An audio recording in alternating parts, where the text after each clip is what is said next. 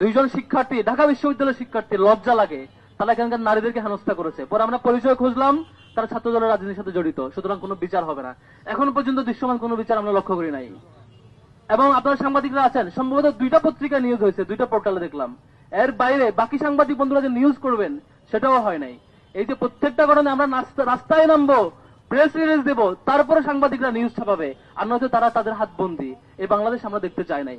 নরসিংদীতে খোঁজ নিলাম, অবাক করা ব্যাপার হচ্ছে শুধু ধর্ষণ না, ধর্ষণের পরে ধর্ষককে বাঁচানোর জন্য বিএনপির স্থানীয় একাধিক গ্রুপের লিডার, একাধিক নেতা একসাথে জড়িত হয়ে কমন ইন্টারেস্টে মিলিত হয়ে ধর্ষককে বাঁচাচ্ছে।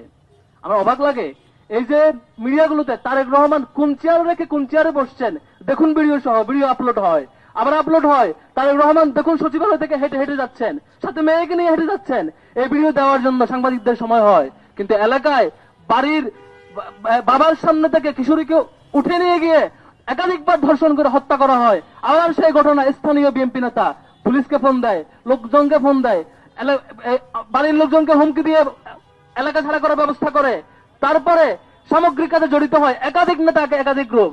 মিডিয়া একটু ইনভেস্টিগেটিভ কিছু বের করবে, সেই সুযোগ হয় না। নোভা এলইডি টিভি, ঝকঝকে ছবি, নিখুঁত শব্দ, 5 বছরের ওয়ারেন্টি। নোভা মানে সঠিক মান, নিশ্চিত সেবা। এটা লজ্জা আমাদের জন্য। আমরা মিডিয়া ভাইদেরকে অনুরোধ করব, জুলাইয়ের গণ অভ্যুত্থানের শহীদদের বিনিময়ে আমরা বাংলাদেশ পেয়েছি। আপনারা সেই গণ অভ্যুত্থানের সঙ্গে ছিলেন, আপনারা পাহারাদার ছিলেন।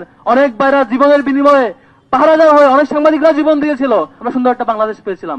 এখন আবারও ফেসিবাদকে ফিরিয়ে আনতে চায় না। আপনাদের দায়িত্বশীল আচরণ আমরা আশা করি। সম্মানিত বন্ধুগণ, যে বাংলাদেশ জুলাই গণ অভ্যুত্থানের বিনিময়ে আজকে আমরা পেয়েছি, ঢাকা বিশ্ববিদ্যালয়ের এই নিরাপদ এরিয়া থেকে শুরু করে গ্রামের এলাকা পর্যন্ত প্রত্যেকটা এলাকা শুধু আজকে ধর্ষণ নয়, চাঁদাবাজি নয়, বরং ক্ষমতাসীন দল তাদেরকে পাহাড় দেওয়ার কাজে ব্যস্ত হয়েছে। এটা খুবই দুঃখজনক, খুবই লজ্জাজনক। তারেক রহমানকে অনুরোধ করব, যদি এভাবে চলতে থাকে পতনের দিন আপনাদের গুনতে শুরু হইতে পারে। আপনারা যদি ক্ষমতায় থাকতে চান, ভালোভাবে চালাইতে চান, এখনই এই চাঁদাবাজ এবং দর্শনের ব্যাপারে সিরিয়াস হন। যদি সিরিয়াস না হন, এই যে ছাত্র দল থেকে শুরু করে স্থানীয় বিএনপি পর্যন্ত আপনার দলের প্রত্যেকটা পর্যায়ের লিডাররা এই যে চাঁদাবাজ এবং ধর্ষককে আশ্রয় দেয়, নারী হেনস্থাকারী প্রকাশ্যে ভিডিও পাবলিশ হওয়ার পরও তাদেরকে আশ্রয় দেয়, এই ঘটনা চলতে থাকলে এই চূড়ান্ত বিক্ষোভ, জনমনে যে বিক্ষোভ আপনারা লক্ষ্য করছেন, রাজু ভাস্কর্য থেকে এই বিক্ষোভ একেবারে তৃণমূল পর্যায়ে পর্যন্ত পৌঁছাবে। এই বিক্ষোভ শুধু সরকারের বিরুদ্ধে নয়, শুধু প্রশাসনের বিরুদ্ধে নয়, আপনার দলের প্রত্যেকটা কাজের বিরুদ্ধে যেতে বাধ্য হবে। সম্মানিত বন্ধুগণ, আপনার দল বিএনপি গত 15 বছর একটা মজলুম সংগঠন ছিল, নির্যাতিত হয়েছিলেন। আমরা কখনোই আশা করি না আজকে আপনারা জালিম হবেন। আমরা কখনোই আশা করি না ধর্ষণ হওয়ার পরে এই ঘটনার আপনাদের প্রত্যেকটা দলের নেতাকর্মী, মিডিয়া উইং, অ্যাক্টিভিস্ট সবাই সংঘবদ্ধভাবে প্রচার করবেন ঘটনা মিথ্যা, ঘটে নাই। আপনারা জনগণকে কনফিউজ রাখবেন, পরে এক পর্যায়ে যখন ফাঁস হবে এই ঘটনা সত্য, তখন বলবেন আপনারা ধর্ষণের বিরুদ্ধে। তাহলে একদিন 2 দিন কই ছিলেন? কেন এই ঘটনা মিথ্যা দাবি করেছেন? এভাবে চলতে থাকলে খুব দুঃখজনক অধ্যায় হবে। আমরা আর অপেক্ষা করতে চাই না। আমরা চাই আপনাদের দলের পক্ষ থেকে স্ট্যান্ড ক্লিয়ার করবেন।